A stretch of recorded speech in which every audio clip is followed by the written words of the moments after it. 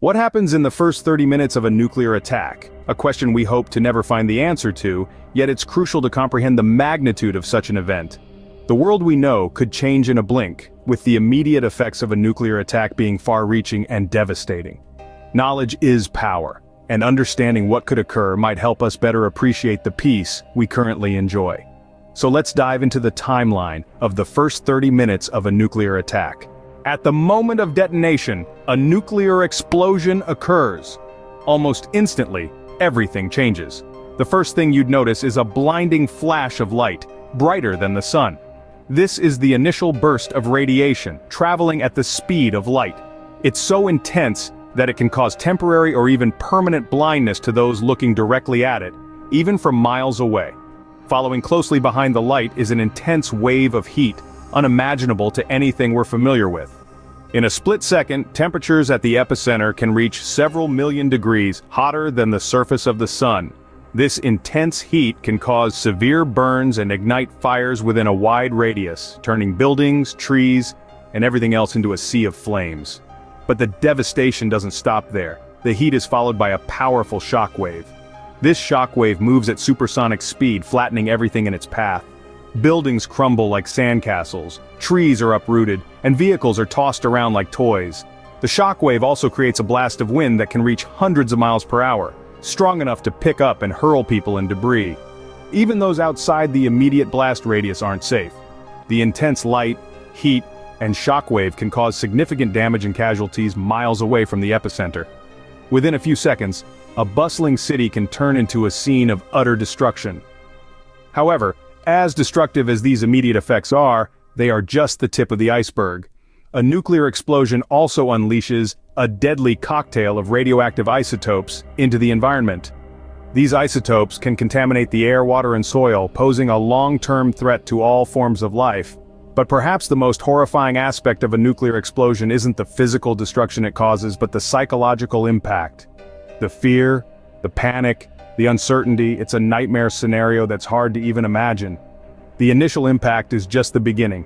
The aftermath is even more devastating. Within minutes, the shockwave travels farther, causing widespread destruction. As the initial explosion subsides, a more sustained and insidious threat begins to take hold. Imagine a city, once teeming with life, now reduced to a desolate landscape. Buildings that once touched the sky lay crumbled and defeated by an invisible force.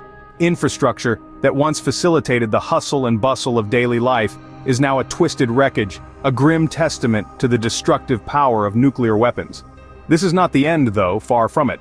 The nuclear blast has a far-reaching impact that goes beyond mere physical destruction. As the dust and debris from the blast begin to settle, they mix with the radioactive particles released by the explosion, creating what is known as fallout. This fallout is carried by the wind, spreading the radiation over a much larger area and penetrating the soil, water, and even the food chain. The effects of this radiation are not immediate. In fact, they can take days, weeks, even years to manifest. But when they do, they are devastating. Acute radiation sickness, cancer, genetic mutations, these are just some of the grim consequences faced by those exposed to fallout. But it's not just human life that is affected. The environment too bears the brunt of this catastrophe. The radiation contaminates the soil, making it unsuitable for agriculture. Water sources become polluted, causing a severe shortage of clean drinking water. The fallout can even have a significant impact on the local climate, causing what is known as a nuclear winter. Remember, all of this happens within the first few minutes of a nuclear attack. The shockwave, the destruction, the creation and spread of fallout, all within the blink of an eye. An event of this magnitude is not just a moment, but a continuous, evolving disaster. The first few minutes are crucial for survival, but the danger is far from over. As we move forward, the aftermath presents a whole new set of challenges. But that's a story for the next scene. As we move into the first half-hour post-detonation, the scenario becomes grimmer. The once bustling city is now an eerie landscape of silence and destruction. But it's not just the physical damage that's concerning. Invisible to the eye, but lethal nonetheless, nuclear fallout begins to spread.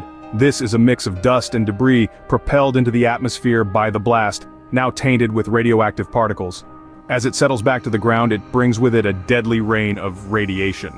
The fallout can be carried by the wind over large distances, indiscriminately affecting both urban and rural areas.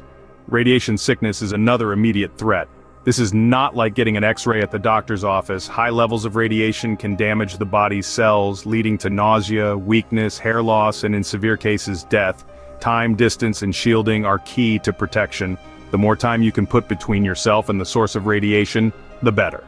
The greater the distance, the less radiation you'll receive.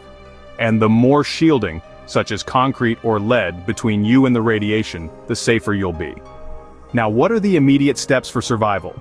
If you're indoors, stay there. Go to the basement or the middle of the building, away from windows. If you're outside and can't get indoors, find the nearest ditch or depression in the ground and lie face down, covering exposed skin. Immediate evacuation may be necessary, but only if it's safe to do so. Listen to local authorities and emergency broadcasts. They will provide information on when and where to evacuate. Remember, every second counts. The sooner you can find shelter and protect yourself from the fallout, the better your chances of survival. This is not a drill. This is a fight for survival in the face of the unthinkable. The first 30 minutes post-detonation are a race against time, with survival hinging on swift action. Post the first 30 minutes, the nuclear attack leaves behind a trail of destruction and despair. The long-term effects of a nuclear attack are far-reaching and devastating. When the initial dust finally settles, the world as we know it changes dramatically. Radiation sickness begins to take hold, affecting those who survive the initial impact. Symptoms ranging from nausea, weakness, hair loss to serious conditions like cancer and organ failure become a grim reality. The lingering radiation makes the affected area uninhabitable for years, even decades, and the invisible poison seeps into the water, soil, and air, causing irreversible environmental damage. The fallout doesn't just stop at physical health and environment. Society too bears the brunt of the attack. Infrastructure crumbles, economies collapse, and the very fabric of communities is torn apart. The psychological trauma inflicted on survivors is profound, leading to mental health issues like post-traumatic stress disorder and depression. The societal impact of a nuclear attack is a wound that takes generations to heal, if it ever does. But here's the thing. While the scenario painted is dire, it's not entirely hopeless. Knowledge is power, even in the face of such calamity. Understanding the effects of a nuclear attack, knowing what to do in the immediate aftermath, and having a plan for long-term survival can make a world of difference. Disaster preparedness isn't just about having a bunker or a stockpile of canned goods. It's about knowing how to protect yourself and your loved ones from radiation, understanding how to decontaminate, and being mentally prepared for the challenges ahead. In the grand scheme of things, the conversation shouldn't just revolve around survival, but also prevention. The aftermath of a nuclear attack serves as a stark reminder of the horrors of nuclear warfare, and underscores the importance of diplomatic efforts towards peace and disarmament. It's a call to action for us all, to work towards a world where such a scenario remains firmly in the realm of speculation, never to become our reality. Understanding the effects of a nuclear attack underscores the need for peace and disarmament. The aftermath of a nuclear attack is a stark reminder of the devastating power of nuclear weapons. We've taken a journey through the unthinkable today, painting a picture of the first 30 minutes following a nuclear attack. We've seen the initial shockwave, the unimaginable destruction, the subsequent radiation, and the devastating aftermath. It's a grim scenario, but understanding it underscores the importance of preventing such a catastrophe. In the first few seconds, we have the blinding flash and the shockwave, obliterating everything in its path. Then, in the first few minutes, the heat wave sets in, causing widespread fires and further destruction. As we move into the first half hour, we see the fallout, the deadly radioactive particles that descend from the sky, poisoning the environment and all living things within it. And finally, the aftermath, the desolate landscapes, the ruined cities, the loss of life, and the long-lasting effects of radiation. It's a sobering picture, one that emphasizes the horrifying reality of nuclear warfare. Understanding these effects is not about fear-mongering, but about fostering awareness. The more we understand the potential consequences, the more we can work towards ensuring they never come to pass. It's about promoting peace, encouraging disarmament, and advocating for a world where nuclear weapons are a thing of the past.